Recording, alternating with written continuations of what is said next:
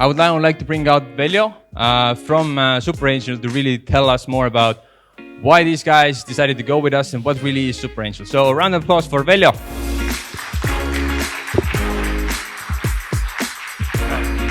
Thanks, Kasper. Really great story. I mean, robots are really fun and sexy, especially when Kasper is telling about them.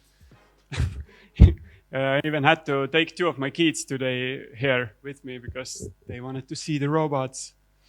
Yes, so we're now publicly together announcing that Superangel and Loombot are working together in the Alpine House program for the next 12 months and potentially many more years thereafter. And yeah, so we're really excited to bring this vision forward and help them to get to the next level. So I'm going to tell you what our side of the story. So why we thought that we should work together. So we met Loombot guys just before our previous Basecamp hackathon, which was in March, and we're really happy that they decided to join us because yes, young robot lover coming over. So we're really excited because robots are just cool, and it's really hard to build really useful and working one, but we really wanted to have one in the hackathon, and so they came here. I guess they started to rebuild their whole system here over the weekend on a new platform, and succeeded, and then decided to do a live demo with a robot here on this stage, and of course accidentally just broke something before it, and then it didn't work at all. So great disappointment. But what we saw actually was a really ambitious and kind of organized team working really well together, and we really liked that. So the team is probably the most important reason why we want to work with somebody,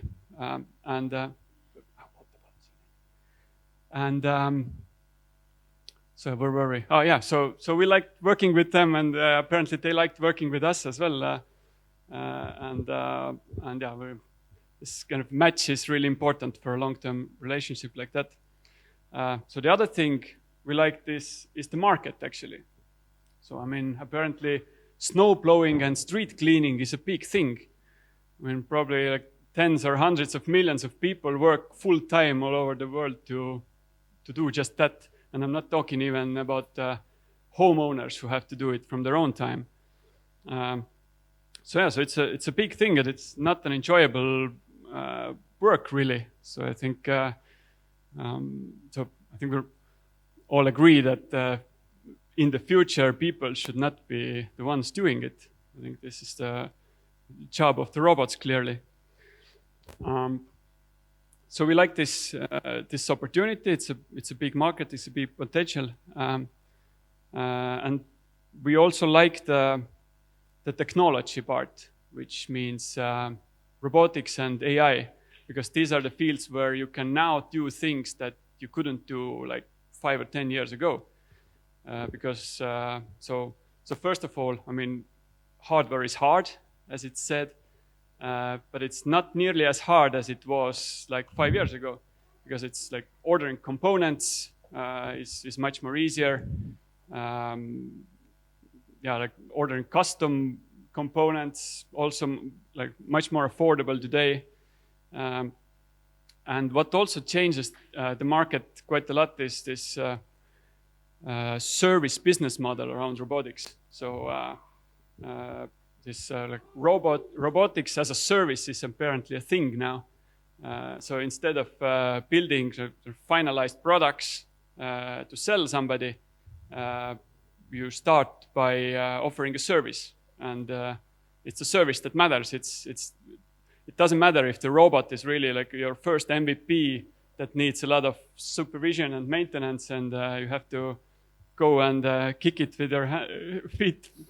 while doing the job. And this way you can really develop while having a sort of real life use and use like real paying customers to finance it and to get the experience. So this is why I think robotics is a thing to do now. It's a good opportunity. Also, like artificial intelligence in general, because the algorithm research and the computing power has become so affordable that you can actually do amazing things. So you can make like computers learn things themselves much better than like any programmer could program them directly. So this is what has happened with, like for example, how DeepMind developed Go playing sort of algorithms, etc. So this is why we want to have more companies applying AI in our program. Yeah. Also, I think Estonia is a very good platform for doing it because we are really good at sort of technical fields. PISA tests show it. Also, I think Estonians are very entrepreneurial and risk-taking, or like at least much more than many other places.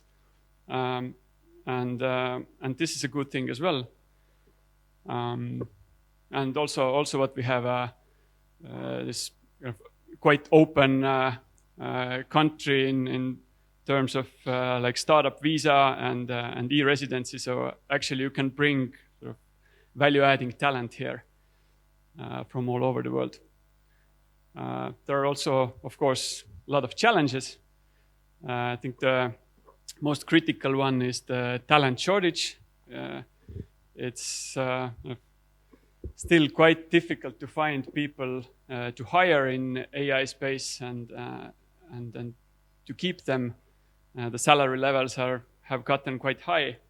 So for that, I think there are some kind of part solutions that could help you. Like you can outsource some like basic sort of labeling tasks in Asia, for example, or you can bring in talent from all over the world with the startup visa, or you can use remote work, which many of our startups are using as well.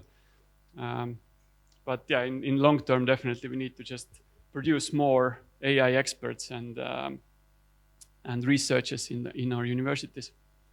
But yeah, I'm really looking forward you guys to discuss this later. So to overcome a lot of the challenges that early stage startups have, we have created the Alpine House program. We are accepting applications just now, closing in a few days on 31st of August. So what we offer is like a 12-month plus program with an intensive attention from one of our partners who will work together with the startup over the whole period. We have a great network of mentors and experts and our investors who are ready to help and who have built up great companies, many unicorns and a lot of AI-specific companies.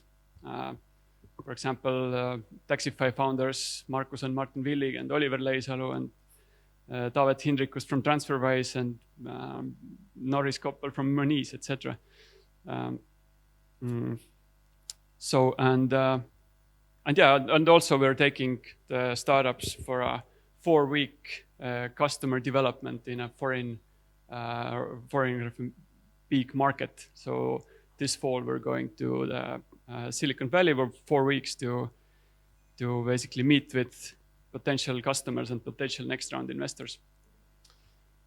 So that's about the Alpine House program. You're welcome to apply if you have a team together and you have already built something, so you have at least prototype ready. And what happens next then is another Basecamp hackathon where we invite 10 or 15 teams here to do the work with us over the 48 hours. And then we pick which ones we work together. And also the Space Camp Hackathon is open for the sort of like experts or people who know the space very well and who want to try how it is to work for a startup for just a weekend or maybe for life. So these applications are open as well. Yeah, I guess that's it from me. Yeah, thank you Veljo very much.